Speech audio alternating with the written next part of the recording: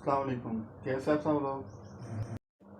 आज वाली वीडियो में आपको मैं 3 तरह की साइज़ की कटिंग का तरीक़ाकार बताऊंगा मैं, क्योंकि ये सवाल मुझसे अक्सर पूछा जाता था व्हाट्सएप पे, या जो मेरे करीबी कस्टमर्स हैं वो पूछा करते थे कि स्मार्ट की लेडी किस तरह, जो स्मार्ट लेडी हैं उनकी कटिंग किस तरह करते हैं, ये हेल्दी किस तरह कटिंग करते हैं।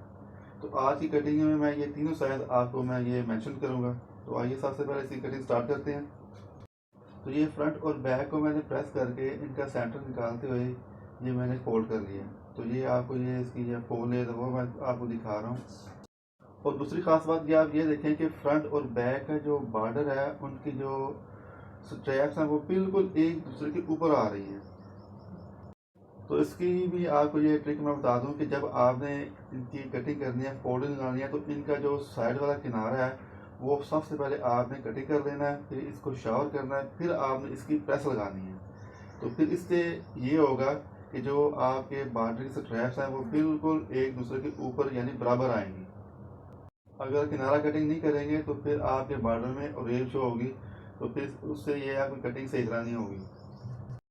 तो सेकंड आपको मैंने एक चीज़ और ये मेंशन करने देता हूँ कि यहाँ पे जो मैंने बैक है वो फ्रंट से मैंने 1 इंच प्लस रखी है। तो आप देख सकते हैं कि 1 इंच प्लस है। अगर आपने बोट नेक कटाई करना हो या बैन वाली कटिंग करनी हो तो उसमें भी ये जो बैक होती है वो फ्रंट से 1 इंच प्लस रखते हैं। तो अब ये मैं नॉर्मल कमीज सिलाई करने लगा हूँ तो इसमें ये मैं जो बैक है वो 1 इंच प्लस रखी है। अब यहाँ पे जो मैं नेक की जो पैमाइश ले रहा हूँ वो है 3.5 इंच। तो फ्रंट पे भी मैंने 3.5 इंच का निशान लगाया और बैक पे भी मैंने अलग से एक 3.5 का निशान लगा दिया। तो इसका जो शोल्डर है उसकी जो पैमाइश है वो है 7.5 इंच, यानी कि हाफ इंच इसमें सिलाई का मार्जिन लिया है। फ्रंट और बैक पे ये मैंने दोनों अलग अलग से दो निशान लगा दिए हैं। तो दो निशान ये मैं पास पास और मैंने लगा दिए मैंने 7.5 के हिसाब से। फिर इन निशानों को आपस में मिला लिया है। अब इसके बाद मैंने आर्म होल का निशान लगाना है। तो एक चीज़ आप ये देख लीजिए कि जो मैंने बैक है वो मैंने फ्रंट से 1 इंच प्लस रखी है यानी बड़ी रखी है। तो हाफ इंच ये सिलाई में चला जाएगा और हाफ इंच ये आगे की तरफ आएगा। तो आर्म होल का निशान लगाते वक्त आपने हाफ इंच इसको भी ऐड कर लेना है, यानी जब आपने पैमाइश करनी है, ये ना हो कि आपका जो हल है वो बड़ा हो जाए। तो अब आर्म होल है 9.5। तो अब ये मैं फ्रंट के किनारे से ये निशान लगा रहा हूँ 8 इंच का।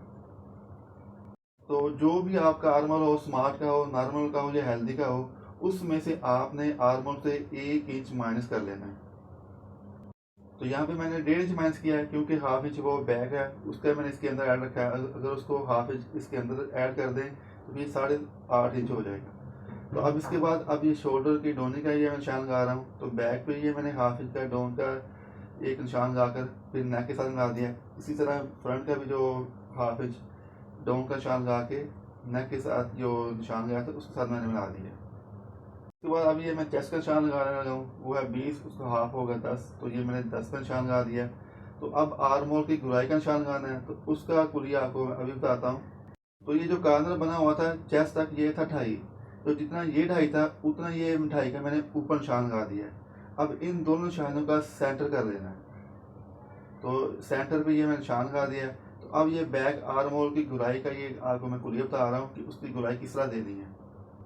अगर तो आपने स्मार्ट लेडी का ये सूट कटिंग करना है तो फिर आपने यहाँ पे जो निशान लगाना है वो है 1.5 इंच। अगर आप नॉर्मल ये हेल्दी कटिंग कर रहे हैं तो फिर आपने यहाँ पे 2.25 पे निशान लगाना है। तो ये मैंने 2.25 का निशान लगा दिया।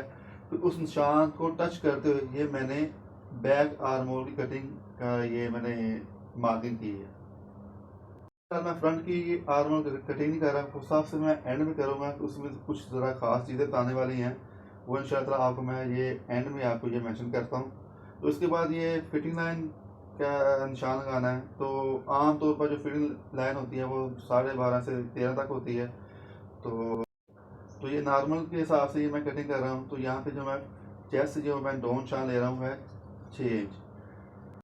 तो इसके 3 तरह के निशान होते हैं। अगर आप फ्रंट के कॉर्नर से नीचे लें वो 14.5 से लेके 15.5 तक निशान होता है। ये कद के हिसाब से होता है, 5 फुट, 5.5 या 4.25 सवा फुट कद वगैरह हो, या चेस्ट से मेयर करनी हो तो 5.5 से लेकर 6.5 तक। तो ये मैंने 6 का निशान लगाया। सेम इसी तरह दूसरे कॉर्नर पर 6 का निशान लगा के इन निशानों को आपस में मिला दिया। तो तो अब यहाँ पे जो मैं फिटिंग का निशान लगा रहा हूँ वो है 19, उसका हाफ होगा 9.5 इंच। तो आप इन दोनों निशानों को आपस में मिला लेना है। तो ऊपर मैंने 6 का निशान लगाया था, तो फिटिंग लाई थी 13 इंच। तो अब 6 से नीचे ये 7 इंच पे ये अब मैं हिप के निशान लगाने लगा हूँ। तो हिप का जो फार्मूला है वो भी आपसे मैं शेयर कर देता हूँ कि फ्रंट के किनारे से ये कद के हिसाब से होता है 21.5 से लेके 22.5 तक। अगर नॉर्मल छोटा सा कद हो तो 21.5 पे लगता है, थोड़ा सा बड़ा कद हो तो 22 पे। तो ये मैं 22 के हिसाब से ये निशान लगाया मैंने। तो ज़्यादा कद हो फिर आप 22.5 पर लगा सकते हैं। तो हिप का जो मैंने यहाँ पे निशान लगाया, जो पैमाइश थी तो 22 थी, उसका हाफ मैंने ये 11 में निशान लगा दिया।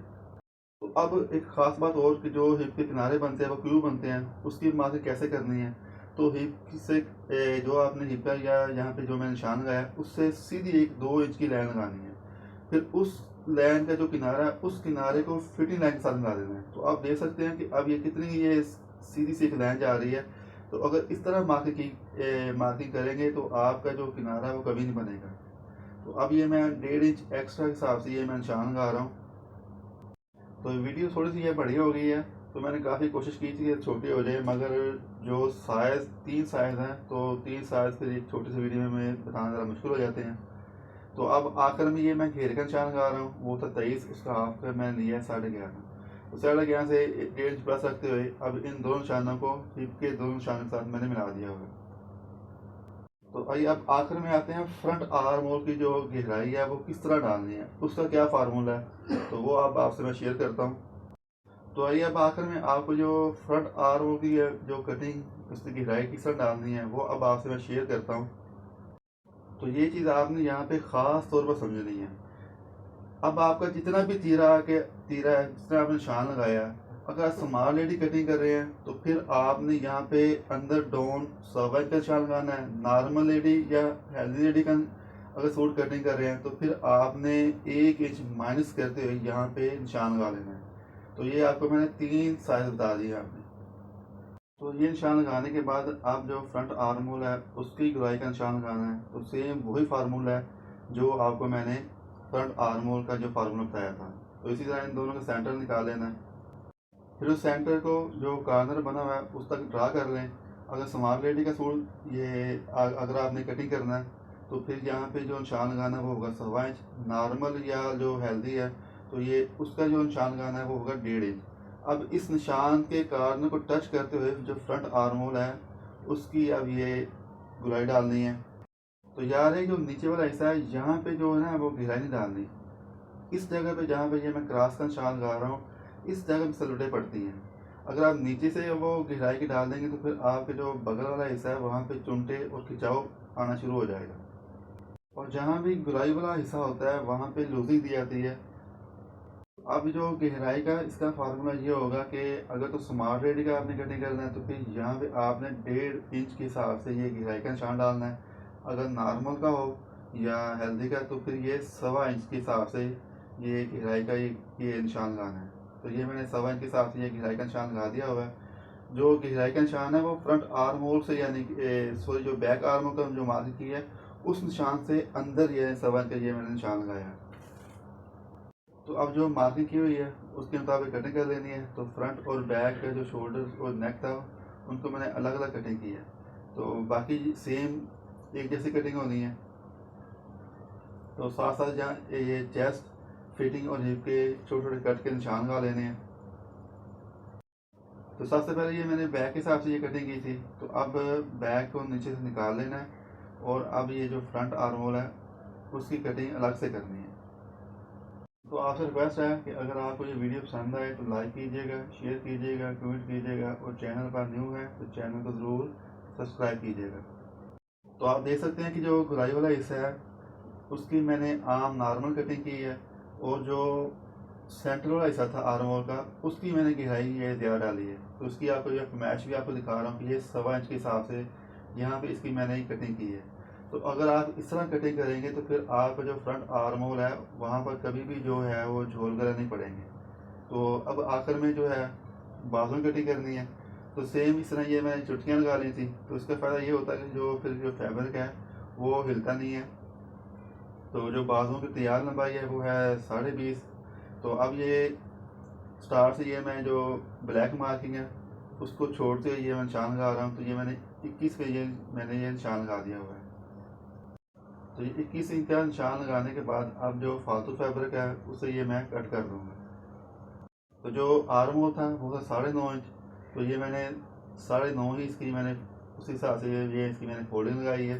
तो अब डोनिंग भी दो तरह की होगी, नॉर्मल या हेल्दी की डोनिंग है वो लेनी 4, स्मार्ट की जो डोनिंग का निशान लगाना है वो होगा 4.5 इंच। तो अब इसकी गुलाई इस तरह देनी है कि अलिफ मतलब आ के हिसाब से इसकी ये ज़रा थोड़ी सी अंदर रखते हुए इसकी गुलाई देनी है, जिस तरह की ये मैंने दी है। तो मैंने अक्सर देखा है कि जो बिगनर्स होते हैं या लेडीज़ वगैरह जो हैं घरों में सिलाई करती हैं तो इस तरह ये गुलाई देते हैं। इस तरह नहीं देनी, इस तरह अगर देंगे तो फिर आपके जो बाजू की शेप है उसका सत्यानाश हो जाना है। तो फिर वो ऐसे होता है कि बगल में अक्सर वो फैब्रिक जो है वो इकट्ठा हो रहा होता है, वो झालनुमा बना होता है। तो अब आर्म होल की मैंने मार्किंग कर ली है। तो अब जो कफ है उसकी मार्किंग करनी है। तो जो तैयार कफ है वो है 6 इंच। तो ये मैंने 6.25 इंच के हिसाब से ये निशान लगाया है। तो अब इन दोनों निशानों को आपस में मैंने मिला दिया है। तो अब जब इसकी कटिंग करनी है तो ऐसे करना है, 2.5 से 3 इंच एक का निशान का लेना है। तो थोड़ी सी 2 से 2.5 फुट अंदर रखते हुए इस तरह गुलाई देनी है।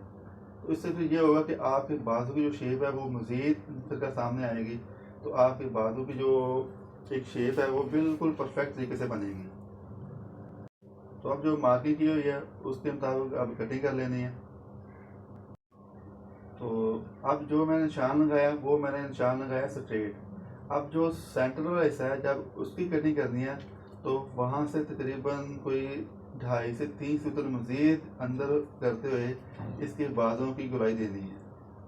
तो इससे फिर ये होता है कि जो बाजू की शेप है वो बहुत प्यारी बनती है। जैसे अब आपको ये वीडियो में नज़र भी आ रहा होगा कि जो शेप है वो एक ना बहुत एक अच्छी लुक दे रही है।